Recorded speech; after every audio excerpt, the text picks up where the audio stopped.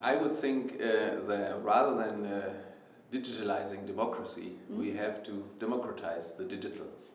And how this can be done, that's the open question, but there are many ways in which digital can be democratized. One is, of course, education, that people learn not only to use, maybe also develop themselves technologies. I think investment in training is very important.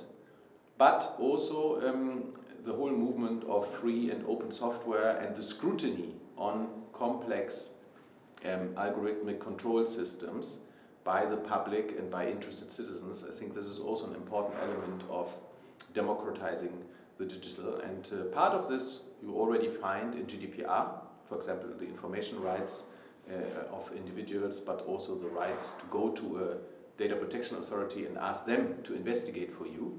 And when we come to AI, I think these challenges of explainability and understanding what these programs actually do, and also the ability to object to decision making only by machine, all these are elements, and there are many other elements which we have to bring together to have democratization of digital technology.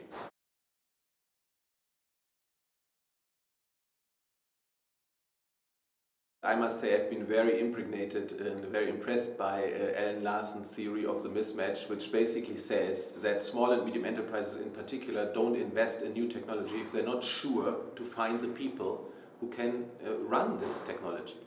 And so the lesson of Alan Larson was you have to invest heavily in the qualification, actually over-qualification of people on the labor market in order to build the confidence among companies that yes, you will find the right type of persons, and therefore then spurring technology investment.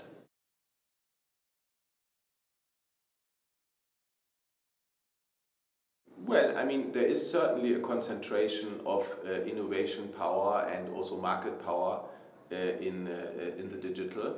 The question is whether all of this can be addressed through competition law. The answer is probably no.